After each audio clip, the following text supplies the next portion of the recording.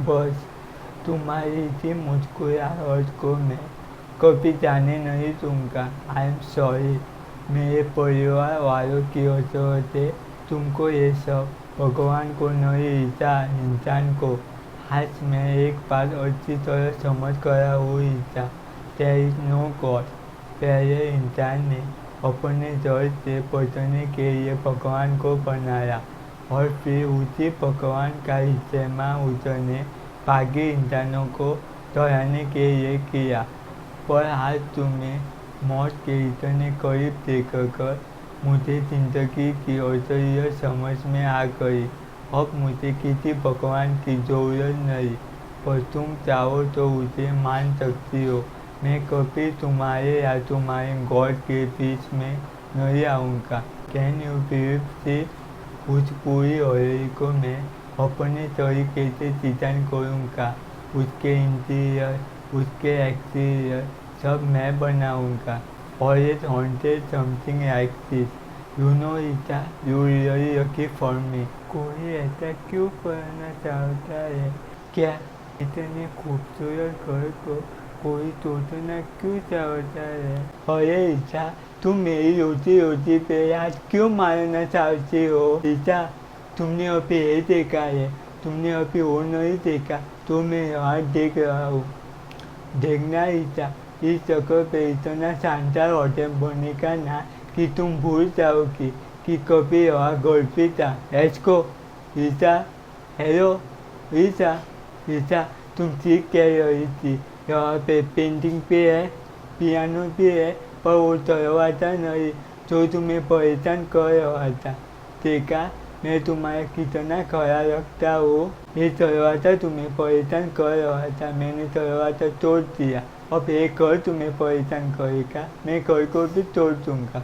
मातुआ इटामिया, ये लैटिन का पेज है और इसका मतलब है you are dead my life, यानी आत्मा हमको हमारी भाषा में धमकी दे रही है। लगता है इस आत्मा और उस लड़की के बीच कोई पुरानी दुश्मनी है और वो नहीं चाहती कि उन दोनों के बीच में कोई आए। ईसा मैम साहब तो घर पे नहीं है पाचर, वो तो साहब के साथ दिल्ली चली गई। कब तक आएगी? एक डेढ़ हफ्ते में। देखो मेरी बात ध्यान से सुनो।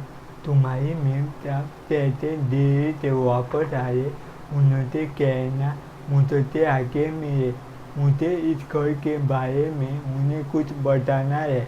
मुझसे मिले बगैर अगर उन्होंने इस घर में एक याद भी और काटी तो उनकी जान को बहुत बड़ा खतरा हो सकता है, समझे? 4 दिन और इसके बाद ये शरीर में किसी काम का नहीं रहेगा।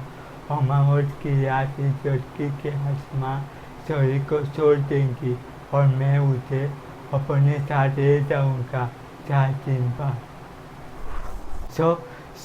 सब मेरी वजह से हुआ है साहब। काश मैंने आपको पहले ही सब कुछ बता दिया होता। ये आत्मा इस हवेली को टूटने नहीं देगी साहब। ये पहले ही 2 लोगों की जान ले चुकी है। ये ईसा मैम साहब को भी नहीं छोड़ेंगी।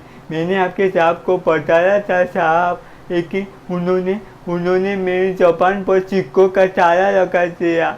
मैं गुंगा हो गया साहब, मुझे बहुत बड़ी गलती हो गई साहब। भगवान मुझे कभी माफ नहीं करेंगे। अब दुआ करने वाला भी नाकाम। मैं तो अपनी कायरती को लेके जा रहा हूँ। तू अपनी इच्छा को कैसे बताएगा? अपनी प्यार की ताकत से।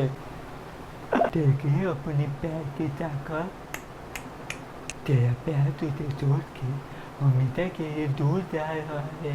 आखिरी बार मेरे क्या होते आखिरी बार वो मुझे जाएगा और मैं तुम्हें छोड़ के नहीं जाना चाहती हूँ। अर्जुन बता दो मुझे, कुछ भी करके मुझे बता दो अर्जुन, प्लीज अर्जुन मुझे बता दो।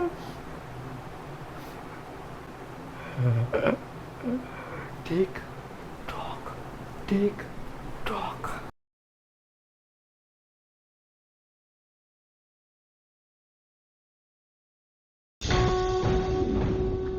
उस दिन तुझे पहचान नहीं पाया था। उस दिन अपने प्यार को इंसान से पहुँचाने के लिए मैंने भगवान से झगड़ा किया था।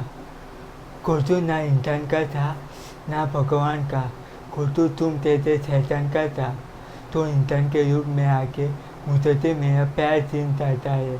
आज भी तो वही कर रहा है, पर आज मैं तेरे धोखे में नहीं आने वाला।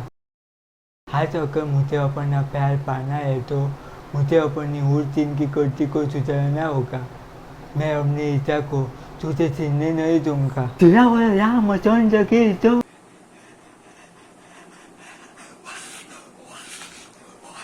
जय बजरंग बली, जय बजरंग बली, जय बजरंग बली।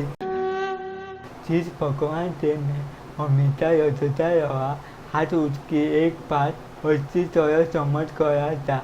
उसने हम सबको एक मकसद के साथ रहा भेजा है।